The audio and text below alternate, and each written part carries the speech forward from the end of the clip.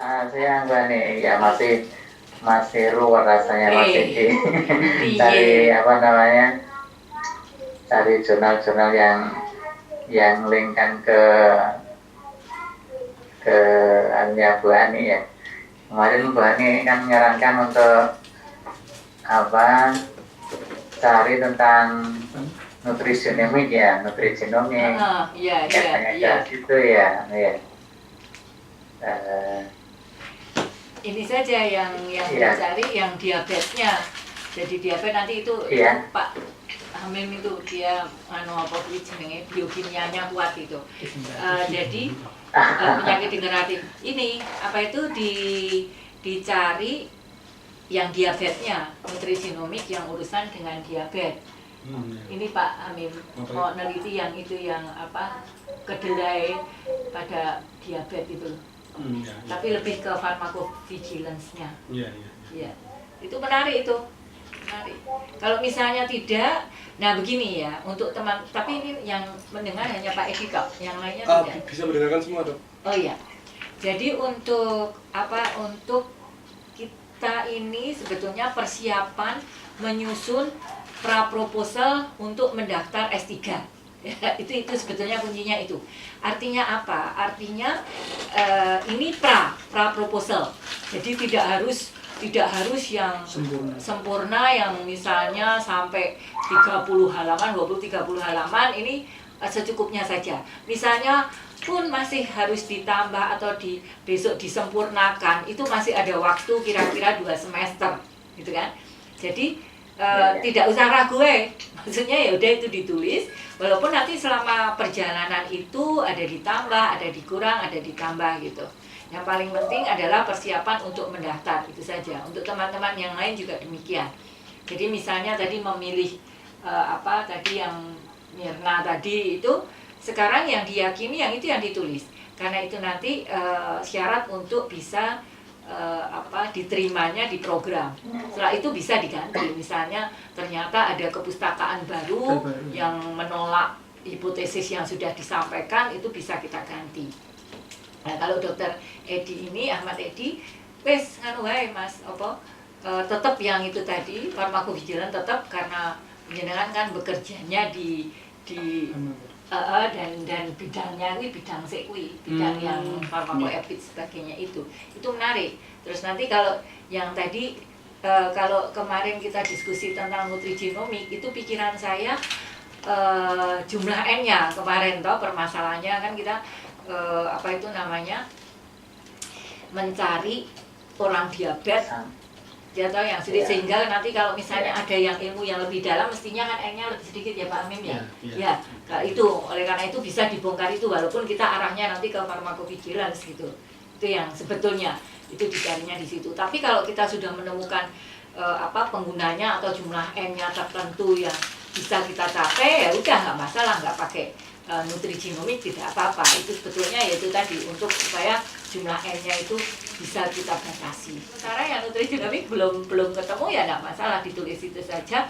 Tapi kalau misalnya ada waktu-waktu senggang mau buka, itu yang tadi apa itu namanya diabetes, ininya apa itu asupan makanannya, kemudian apa itu tadi kedelai tadi, mungkin dia kedelai dia sebagai apa antioksidannya misalnya, itu bisa dia mempengaruhi gen apa sehingga si gen itu memproduksi protein tertentu gitu. Itu kan banyak juga di apa di kepustakaan yang ada gitu. Itu sebenarnya manusia sebenarnya. Iya, jadi farmakovigilans, jadi efek samping dari yang dipakai manusia itu sih. Penelitian sebelumnya itu kan ada yang mekanisme aksi dari herbal itu, ada yang dia insulin sensitizer, ada insulin releaser, ada pengaruhnya yang di incretin itu Bu Ani. Mungkin dari cara metodologi saya harus apa namanya melihat dari efek pemberian suplemen atau pemberian herbal itu untuk apa namanya menimbulkan efek, apakah efeknya itu efek terapeutik apa efek, terus efeknya, saya lebih ke mana anunya Bang itu kalau dari kalau ambil pengukurannya itu yang kalau anu dari kalau yang misalnya si makanan ini atau suplemen ini, makanan ini itu mempengaruhi sekresi dari insulin, ya kita lihat saja. Jadi apa bu jenenge fungsi dari insulin itu gitu. Jadi keluarnya dari insulin itu. Gimana Pak Hamid? Kalau misalnya peningkatannya insulin gitu. Iya. Dilihat peningkatannya insulin, hasilnya Iya. Di farmakodinamiknya ya. Jadi mungkin kan ya, halo. Selamat siang tuh Mas. Jadi Assalamualaikum warahmatullahi wabarakatuh. Waalaikumsalam. Ya gini. Ini putus-putus saya kayak mungkin. Oh iya. Iya ini putus. Ya enggak apa-apa. Coba aja memberi komentar ya. Tadi memang kalau kedelai tadi ya itu kan atau satu senyawa yang sudah diketahui komponen aktifnya, kemudian sudah diketahui targetnya gitu. Memang kalau diberikan ke manusia, jadi tadi harus dilihat baik itu efek yang sifatnya menguntungkan, efek terapeutik tadi atau mungkin efek yang lainnya yang kita tidak tahu. Ini memang harus ada dasarnya, artinya ketika melangkah ke topik penelitian ada backgroundnya. Kenapa kok dipermasalahkan nih pemberian kedelai untuk diabetes? Apa tuh permasalahannya gitu?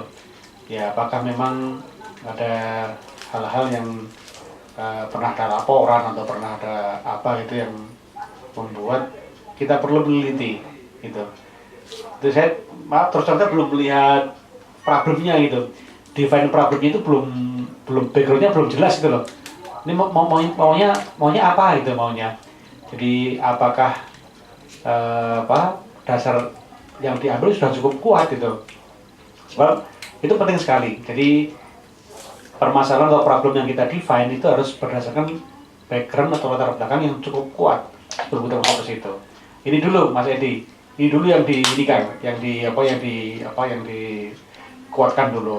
Nah, kemudian setelah itu berdasarkan background tadi kira-kira efek teoritis yang mungkin terjadi itu apa itu. Memang kalau kedelai kan isinya macam-macam ya, terutama flavonoid terutama kan. Ada juga phytoestrogen, ada genistein, ada dienstein, itu kan sudah banyak diteliti ya, udah ada banyak penelitiannya. Ya. Nah dari yang sudah ada penelitiannya itu dicari atau di search yang lubang-lubangnya atau bukan lubangnya ya, apa-apa yang masih bisa kita lihat itu. Jadi peluangnya apa itu, peluangnya yang bisa kita lihat. Karena memang sudah banyak sekali.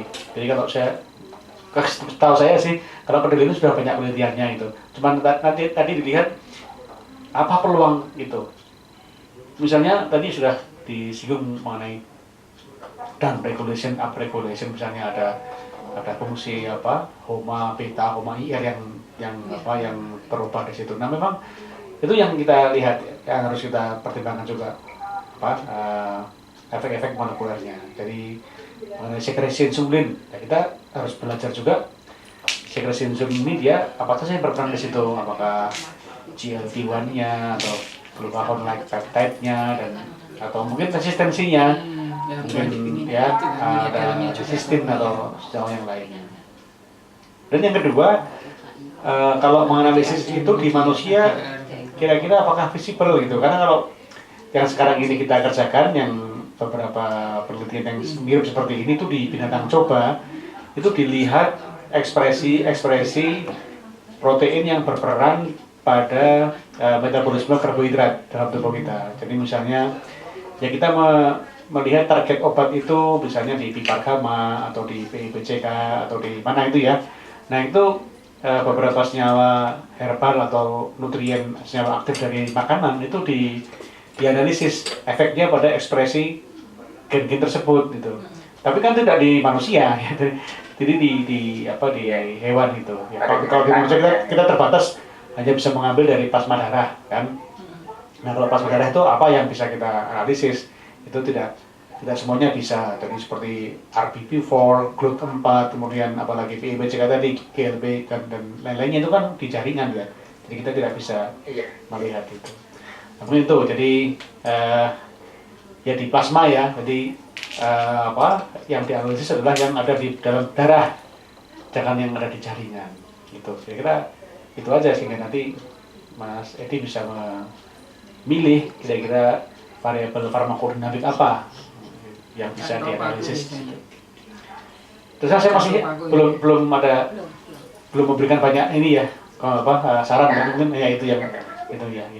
Jadi terima kasih. Nih, saya kembali ke Dr. Brady ya mungkin ya. Untuk sesi pada siang hari ini telekonferensi Pak Dokter Klaster Molekular, Genetic Disease, Neoplasma dan Kardiologi harus kita akhiri di sini. Terima kasih kepada pemateri kita pada siang hari ini, yaitu ada Dr. Ani, ada Dr. Gunadi dan Dr. Hamim.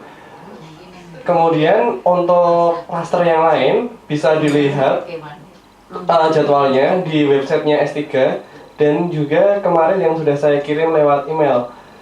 Kemudian untuk hasil diskusi pada siang hari ini rekamannya bisa dilihat mungkin kalau tidak besok ya lusa di websitenya S3. Terima kasih, selamat siang, wassalamualaikum warahmatullahi wabarakatuh.